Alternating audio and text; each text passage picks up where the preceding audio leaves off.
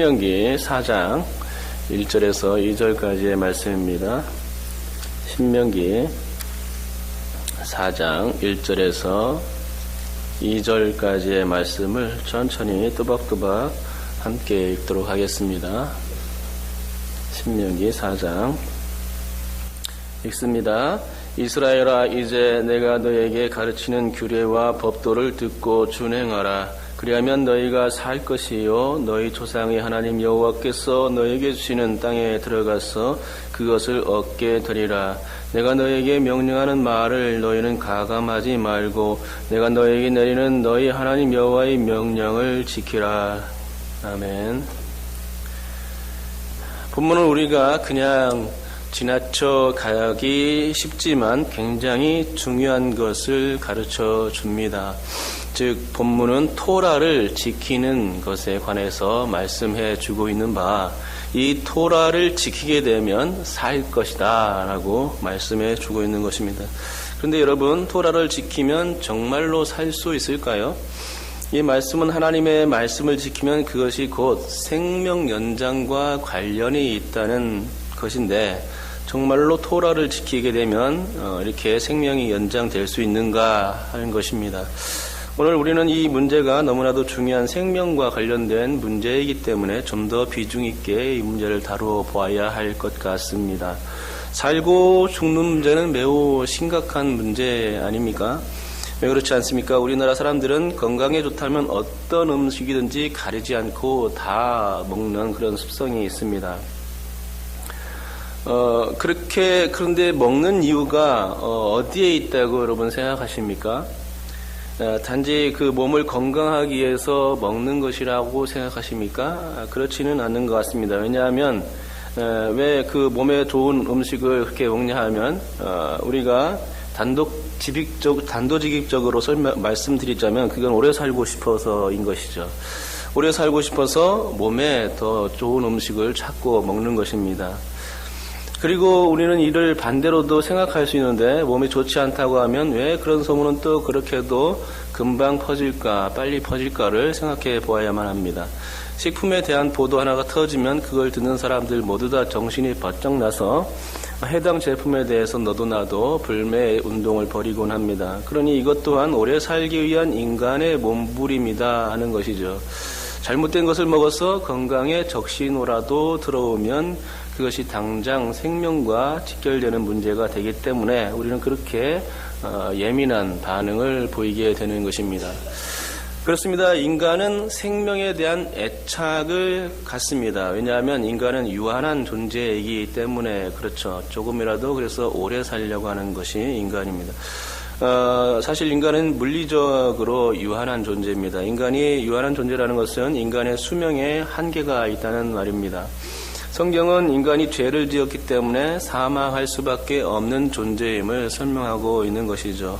로마서 6장 23절에서 이렇게 말씀하는데 죄의 싹은 사망이요 라고 이렇게 선포하고 있는 것입니다. 시편 90편 10절에 우리의 연수가 70이요 강건하면 80이라도 그 연수의 자랑은 수고와 슬픔뿐이요 신속히 가니 우리가 날아가나이다. 날아가는 인생에 대해서 설명해 주고 있습니다. 이렇듯이 인간의 수명이 그렇게 길지 않습니다. 성경에서는 7, 80이라고 하지만 요즘 100세라고 하긴 하죠. 100세까지는 사람이 살 수 있는 것 같습니다. 그런데 사실 100세시다라고 하지만은 평균 나이는 80 정도입니다. 혹 평균 나이인 80을 넘고서 100세까지 산다 할지라도 100세가 넘으면 어떻게 합니까? 결국은 100세 넘어서 죽음이 기다리고 있을 뿐입니다. 우리가 죽음을 피해갈 길이 전혀 없다는 것이죠. 현대과학이 유전공학과 생명공학을 아무리 연구한다 할지라도 인간의 생명을 연장하고 또 영원히 살게 하지는 못할 일입니다. 생명은 하나님께 속한 것이기 때문에 사람의 마음대로 조작이 불가능합니다. 그런데 이 생명에 대한 희소식이 성경에 있습니다. 첨단 과학도 해결하지 못한 죄와 죽음의 문제를 성경이 해결하고 있는 것을 우리는 본문을 통해서 발견하게 됩니다. 즉 오늘 본문이 생명 연장에 관한 그 근본적인 해결책, 그것을 실마리를 설명해 주고 있는 것이죠. 그렇다면 오늘 본문이 뭐라고 설명하고 있습니까? 그것은 그리하면 너희가 살 것이다 라고 말씀해 주고 있는 것입니다. 여러분, 인간에게 이만한 희소식은 없을 것입니다. 인간이 사는 문제는 희소식 중에 희소식이죠. 지상 보도 중에 그 가장 핵심거리, 비중 있는 뉴스입니다. 그래서 아주 빅 뉴스라고 해야 할 것이죠. 여러분, 그렇지 않습니까? 만약 인간이 생명공학 연구가 이제 활발하여가지고 인간이 500세 이상 살 수 있다는 신연구가 발표된다면 어떻게 되겠습니까? 이것만큼 빅 뉴스가 어디 있습니까? 이건 인간에게 있어서 굉장한 뉴스거리입니다. 100세 정도밖에 못 사는데 400세를 덤으로 산다면은 그것은 정말로 뉴스 중에 뉴스죠. 인간이 500년 살던 시대는 노아 시대였습니다. 노아 시대는 못 살아야 500세였고 장수하면 900세까지도 거뜬히 살던 그런 시대였습니다. 그러니 지금 100세 시대를 들먹이는 작금의 시대에 500세 이야기가 나오면 이건 난리 중에 난리죠. 그러니 오늘 말씀이 아주 빅 뉴스임에 틀림없습니다. 하지만 사람들은 이 말씀에 그렇게 관심이 없습니다. 성경이 빅 뉴스를 말씀하고 있음에도 불구하고 사람들은 그것을 깨닫지를 못합니다. 그리하면 너희가 살 것이다 라고 이렇게 말씀하고 선포하고 외치고 있음에도 불구하고 사람들은 듣기에 둔합니다. 성경 말씀에 전혀 관심이 없습니다. 오늘 과학을 신봉하고 오히려 그 과학을 신봉하고 또 합리적인 인간의 지식에만 바탕을 두려 할 뿐이죠. 성경이 뭐라고 말하든 간에 그건 자신과는 상관없는 그런 지식이다 생각하고 있는 것입니다. 그래서 아예 성경을 읽으려고 생각도 안 하고 성경에서 말하는 그 말에 관심을 가지지 않고 그래서 아예 제껴놓는 것입니다. 하지만 잘 들어보시기 바랍니다. 오늘 말씀은 모세가 이스라엘 백성들에게 주는 말씀인데 이것은 하나님의 말씀과 방불합니다. 왜냐하면 모세는 선지자로서 하나님의 대언자이기 때문이죠. 모세가 이스라엘 백성들 앞에서 자기 주장, 그 쓸데없는 자기 이야기를 막 주절주절 이야기하는 것이 아닙니다. 이것은 하나님의 말씀을 받아서 대언자로서 하나님의 말씀을 선포하고 있는 것이죠. 하나님의 말씀은 다 진실된 이야기이고 그래서 진리입니다. 이 진리된 말씀을 진실된 마음으로 받아가지고 이제 이스라엘 백성들에게 선포하는 것입니다. 너희가 살 것이다 라고 선포하는 것이죠. 그럼 모세 이야기가 무엇이냐면 그것이 바로 너희가 살 것이다 하는 것을 강조하고 있는 것이죠. 이미 이스라엘 백성들은 죽는 이야기를 광야 40년 동안을 지내오면서 보고 경험해 왔습니다. 하나님의 명령을 순종하지 않으면 광야에서 그냥 죽어가는 겁니다. 약속의 땅에 들어가지 못하고 죽어가는 그 사람들을 그 조상들을 그 후손들이 발견하고 계속 보고 있었던 상황입니다. 이런 상황에서 모세는 너희가 살 것이다 라고 선포하고 있는 것이죠. 그렇습니다. 우리는 이 모세의 산다는 이 얘기가 정말로 실감이 덜 오겠지만 이스라엘 백성들에게는 출애굽 2세대에게는 그것이 그렇지 않습니다.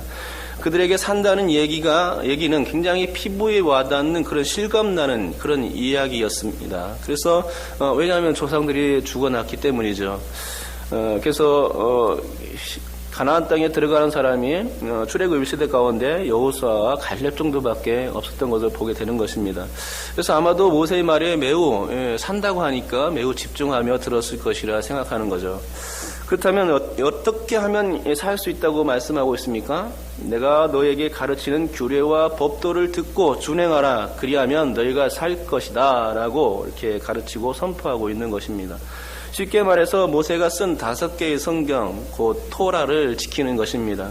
창세기, 출애굽기, 레위기, 민수기, 신명기 이 5권이 이제 토라인데 이 토라라고 하는데 여기에 있는 말씀들을 듣고 준행하면 살 것이다라고 모세가 얘기하고 있는 것이죠. 특별히 이 5개의 성경 말씀을 압축하면 무엇이 됩니까? 십계명이 됩니다. 신명기에서는 5장에 나오죠. 이 십계명을 지키라는 것입니다. 사실 신명기에 나오는 그 십계명들은 어떤 것이냐면은 그 십계명을 풀어서 쓴 성경책이라고 할 수 있습니다. 뒷부분에 법이 이제 그 설명되고 있는데 앞부분은 이제 과거와 연결시켜서 얘기를 하고 중간 부분부터 이렇게 해가지고 십계명에 대해서 조목조목 더 이렇게 넓혀가지고 체계적으로 설명해주고 있는데 어차피 신명기는 그래서 십계명이 얘기를 하고 있는 것이죠. 그래서 십계명의 얘기를 펼쳐놓은 곳에 불과합니다. 그래서 신명기나 모세 오경, 토라를 압축하면 무엇이 되냐면 그 십계명이 될 수 있는 것입니다.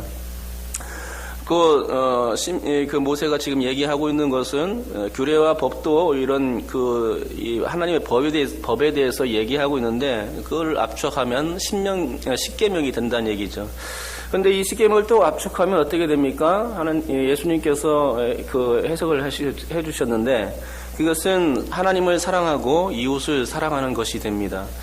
하나님을 사랑하는 법은 1계명부터 4계명까지에 해당하고 이웃을 사랑하라는 법은 5계명부터 제10계명까지입니다. 그리고 1계명에서 가장 중요한 것은 하나님 외에 다른 신을 섬기지 않는 것이다 이렇게 설명할 수 있는데 이것은 잠언 10장 27절에 그 설명이 나오죠. 여호와를 경외하면 장수하느니라 라고 가르쳐 주고 있는 것입니다. 또한 이웃을 사랑하는 계명의 중심은 제6계명인데 내 부모를 공경하라입니다. 그런데 10계명에서 뭐라고 말합니까? 내 부모를 공경할 때에 여호와가 내게 준 땅에서 내 생명이 길고 복을 누리리라 라고 약속해 주고 있는 것을 보게 됩니다.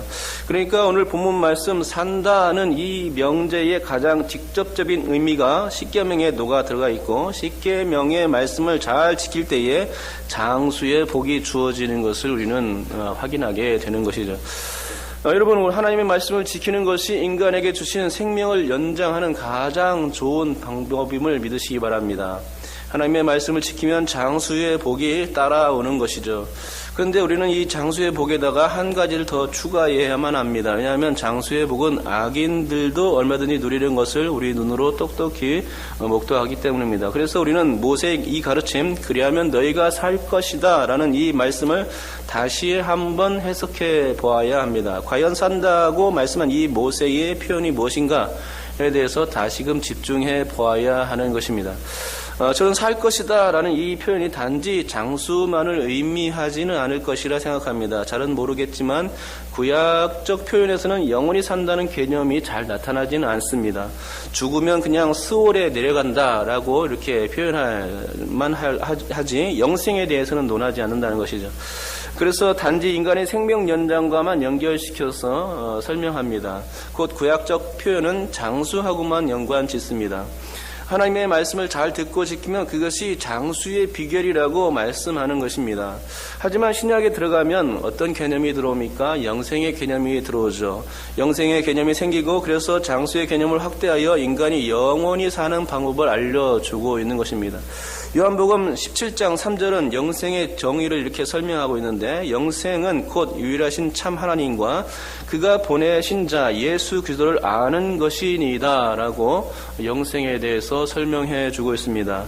여러분 영생에 대해서 요한복음 17장 3절에서 설명해 주고 있는데 그 영생을 얻는 방법이 참으로 간단하지 않습니까? 세상 사람들은 조금이라도 생명을 연장하고픈 그런 욕심 때문에 부단히도 연구하고 또 몸에 좋은 음식도 먹거니와 피부에 좋은 것들을 발라대고 그럽니다. 하지만 정작 중요한 성경에는 주의를 기울이지 않습니다. 이게 가장 큰 빅 뉴스인데 성경이 말하는 이 장수의 복, 영생의 복이 가장 큰 빅 뉴스거리인데 인간이 살 영원한 길을 성경에서 가르치지만 사람들은 성경을 믿지 않는 것이죠. 이 성경책에 영원히 사는 방법이 기록되어 있는데 그걸 모르고서 다른 곳에서 열심히 찾는 그런 바보 같은 짓을 계속하고 있는 것입니다. 참으로 어리석고 미련하고 우둔한 것이 인간임을 알게 됩니다. 그러니까 오늘 본문의 말씀을 좀 더 확대하여 토라의 영역을 좀 더 넓힌 신구약의 말씀으로 확대하여 집중하게 된다면 그리고 그 말씀을 실천하게 된다면 너희가 사는 방법을 획득하게 되는 것입니다. 즉 영원히 사는 방법이 하나님의 말씀인 성경책에 고스란히 기록되어 있고 우리는 이 성경이 말하는 바를 믿고 따르고 순종하면 영생의 복을 누리게 되는 것입니다.